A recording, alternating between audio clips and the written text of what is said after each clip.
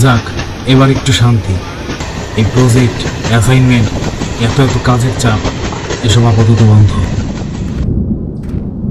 তবে মামা বাড়িতে না থাকলে তো পুরো প্ল্যানটাই মাটি। উফ, সময়টাও না, বর্ষার দিনে গ্রামের প্রাকৃতিক সৌন্দর্য, ব্যাঙের ডাক, মামা বাড়ি সেই লণ্ঠনের আলো, এসব কতদিন দেখি না।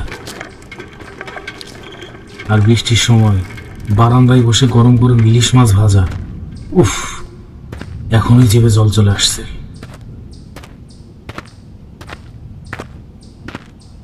আরে ভাগ্নে, তুমি আবার এদিকে কি মনে করে? পথ ভুল হয়েছে নিশ্চয়ই। কি যে বলো মামা, তুমিও না। আচ্ছা ঠিক আছে ঠিক আছে, চল ঘরে যাবি, চল। মামা, ইলিশ মাছ তো, সে নিয়ে তোকে ভাবতে হবে না। তুই ঘরে গিয়ে বিশ্রাম নে, আমি হাট থেকে ঘুরে আসি। শোন, তোর মামি বাড়িতে নেই, একা আবার ভয় পাস না জানো।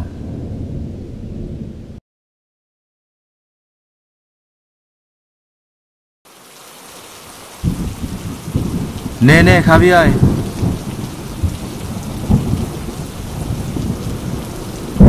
যে বৃষ্টি পড়ছে আর তুইও আসিস, এই বৃষ্টির দিনে কেউ বেড়াতে আসে? চারিদিকে কাদা জল ভর্তি। আরে এই জন্যই তো এই সময় এসছি, সেই ছেলেবেলার দিনগুলো আবার ফিরে পেতে চাই। নে, খেয়ে নে, তুই দেখতে বড় হলেও সে ছোটই রয়ে গেলি।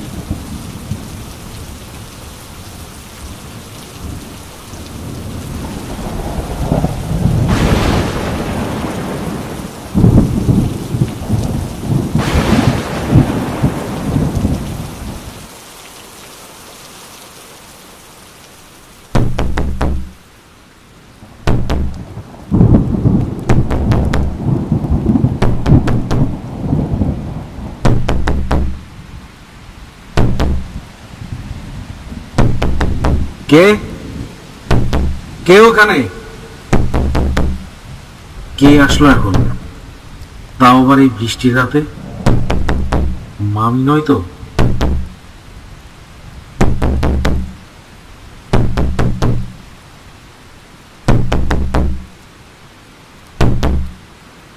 কি করছিস কি তুই? রাত বিরেতে এসবে কখনো সাড়া দিবি না, নইলে ঘোর বিপদ। বাইরে কেউ আছে মামা? মনে হয় মামি হতে পারে। তুই বিছানায় গিয়ে শুয়ে পড়। কি বলছো কি তুমি? তোমার মাথা ঠিক আছে? কেউ হয়তো বিপদে পড়েছে। যেটা বলছি সেটা কর। বাইরে কেউ একজন আছে। মামা এমন কেন করলো? না, মামা তো এমন নয়, নিশ্চয় কোনো ব্যাপার আছে। এই বর্ষার দিনে ওর এখানে আসাটা একদম উচিত হয়নি, আর একটু হলেই আজ ওর খেয়াল রাখতেই হবে। কাল না হয় বুঝিয়ে সুঝিয়ে বাড়ি পাঠিয়ে দেওয়া যাবে।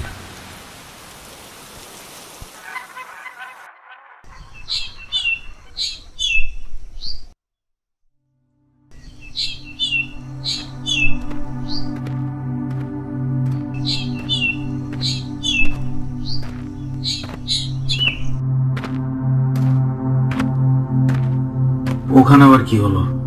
সকাল সকাল ওখানে তো ভিড় কেন? কি হয়েছে ওখানে?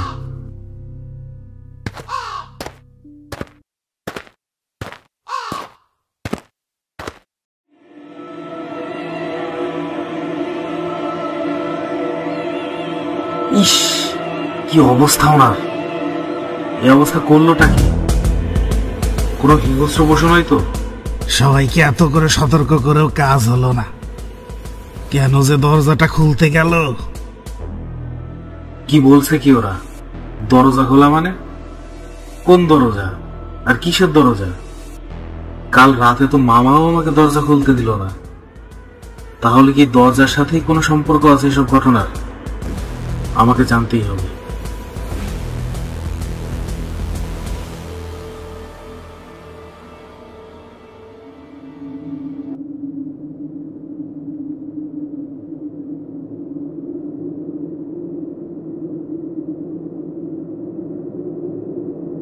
মামা বলো, কেন কাল রাতে দরজা খুলতে দিলে না?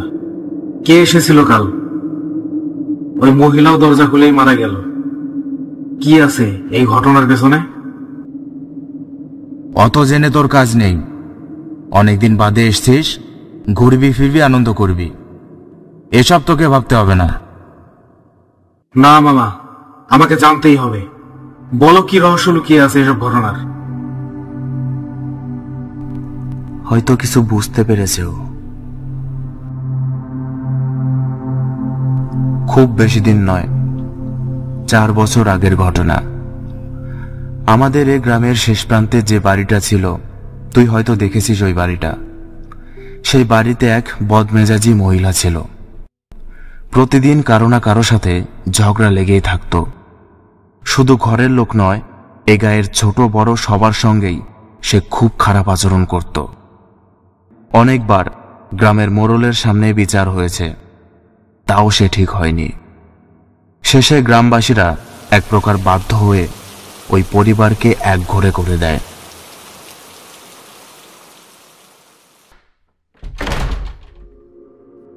একসময় তার বর তাকে ছেড়ে চলে যায়। একমাত্র ছেলেকে নিয়ে একাই থাকতে শুরু করে সেই মহিলা। একসময় ওদের অনেক সম্পদ থাকলেও তখন ওদের অবস্থা খুব খারাপ হয়ে যায়। জমি জমা যা ছিল সবকিছু বেচতে বেচতে প্রায় শেষের দিকে।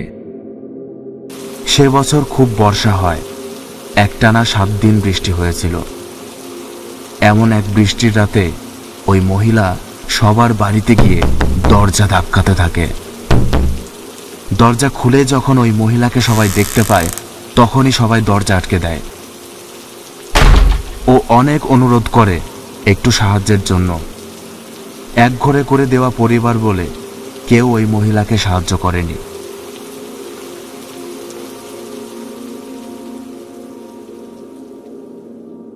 ওই মহিলা এই বৃষ্টির দিনে কেন সবার দ্বারে দ্বারে ঘুরেছিল জানিস? ওর একমাত্র ছেলে অনেক দিন ধরে অসুস্থ ছিল। গ্রামের বদ্যি কবিরাজ তার চিকিৎসা করতে অস্বীকৃতি জানায়। এদিকে ওর ছেলের অবস্থা দিন দিন খারাপ হতে থাকে। কি এক রোগের জন্য ওর সারা শরীর থেকে দুর্গন্ধ বেরোতে থাকে, আর শরীরে ছোট ছোট ক্ষত ছিল।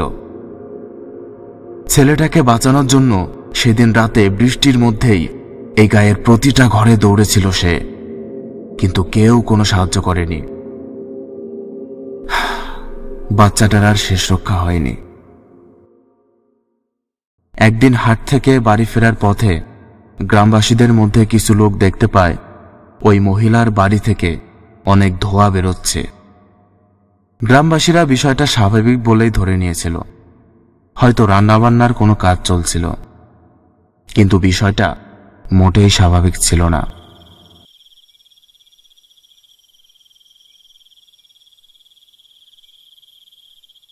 দু তিন দিন বাদেই ওই বাড়ির চারপাশে বীভৎস পচা গন্ধ বেরোনো শুরু করে।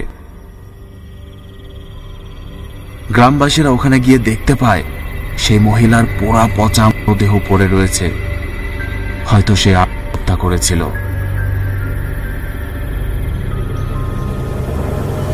এরপর তেমন কিছুই ঘটেনি, কিন্তু একদিন আবার খুব বৃষ্টি হয়।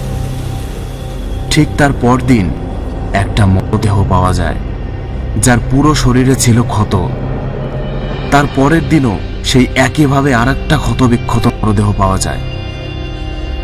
গ্রামবাসীদের কেউই বুঝতে পারে না পরপর 2 দিন এমন অস্বাভাবিক মৃত্যুর কারণ কি। গ্রামবাসীরা সাধু বাবার কাছে গেলে তিনি জানান, অতৃপ্ত প্রেতের কাজ এসব।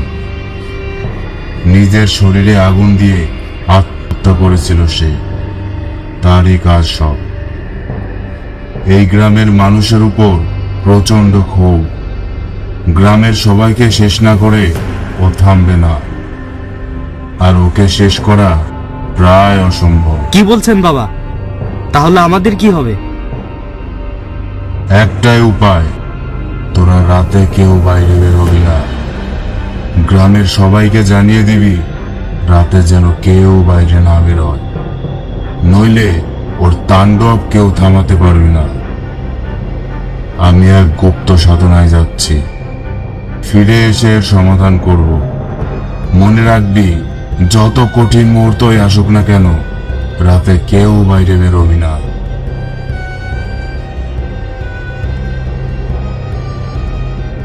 গ্রামবাসীদেরকে সাধু বাবার নির্দেশে সতর্ক করার পর সে বছর আর কোনো সমস্যা হয়নি।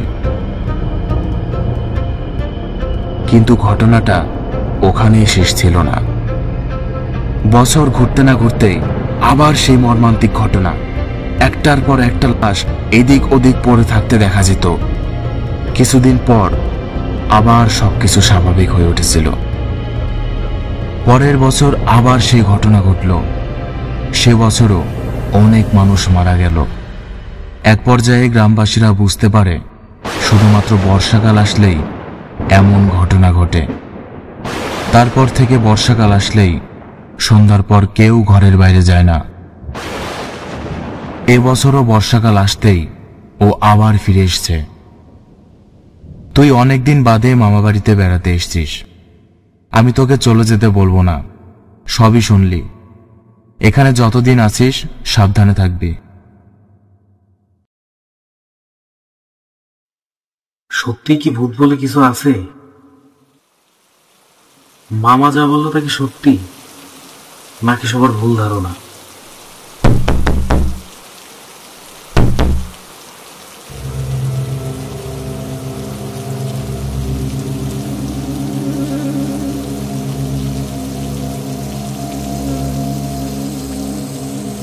না, চোখের সামনে এইটুকু বাচ্চাকে এভাবে মরতে দেখবো, এটা সম্ভব না।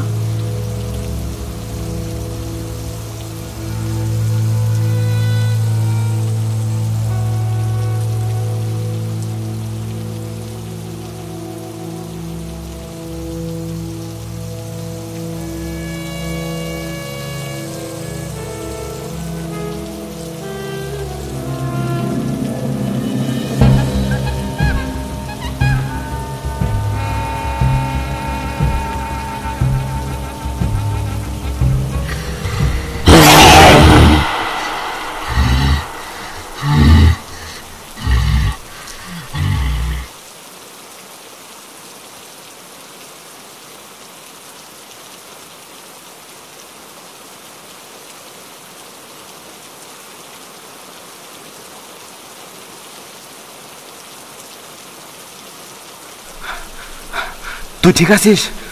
কতবার বলেছিলাম বাইরে বেরোস না। না, এখানে আর থাকা চলবে না। কাল সকালে তুই ফিরে যাবি।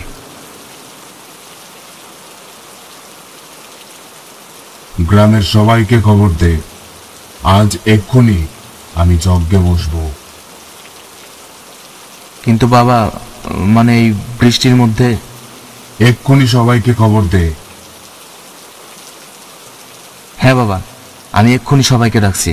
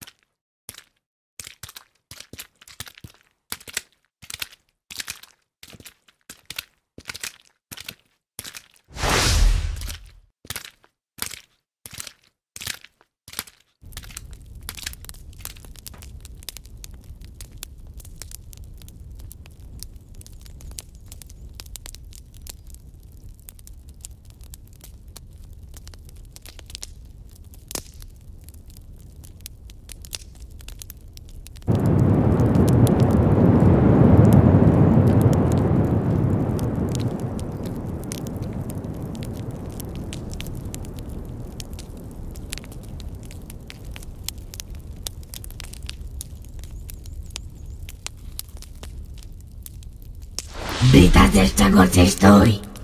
আমি মুক্তি চাই না, গ্রামের একটাকেও ছাড়বো না আমি। এখানে যারা আছে ওই সবগুলোকে আগে মারবো, সব করে শেষ করে, সব করে শেষ করে।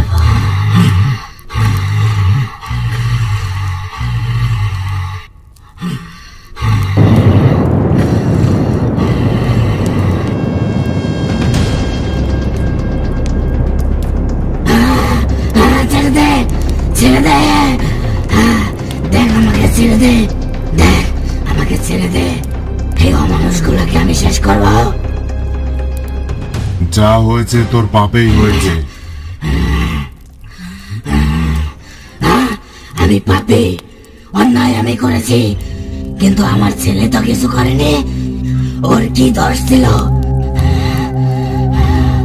ও কেন কষ্ট পেল? যন্ত্রণায় দুঃখে দুঃখে মরল। ও কেন মরল? সেদিন ওরা যদি আমার অন্যায়ের শাস্তি আমার ছেলেকে না দিত, আমি কিছু করতাম না।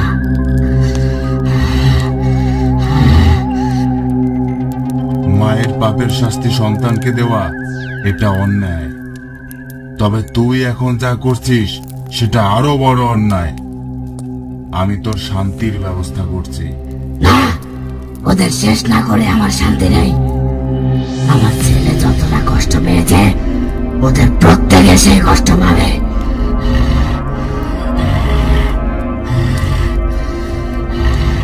ওদের শাস্তি ভগবান দেবে। তুই যাই বলিস না কেন, আমি যাব না। শুধুমাত্র ওদের শাস্তি দেওয়ার জন্যই আমি আত্মহত্যা করেছি। আমি ওদের শেষ করবই।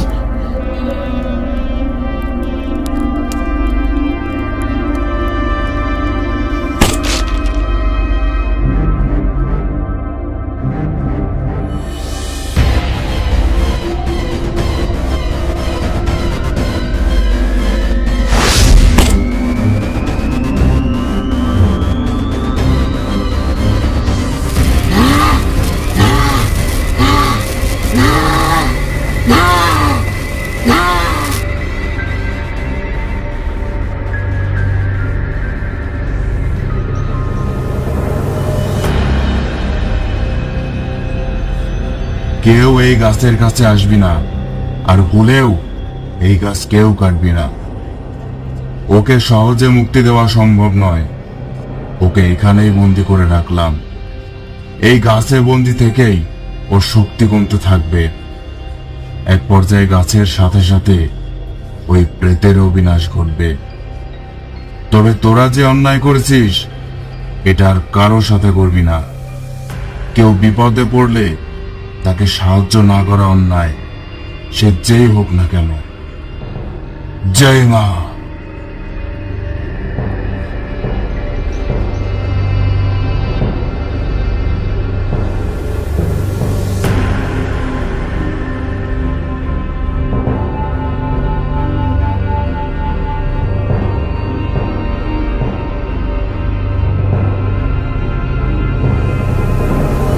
আরো ভয়ানক ও রহস্যময় গল্প পেতে আমাদের চ্যানেলটি সাবস্ক্রাইব করুন আর পাশে থাকা বেল নোটিফিকেশনটি অন করে দিন। কমেন্টে জানাতে ভুলবেন না গল্পটি আপনাদের কেমন লাগলো।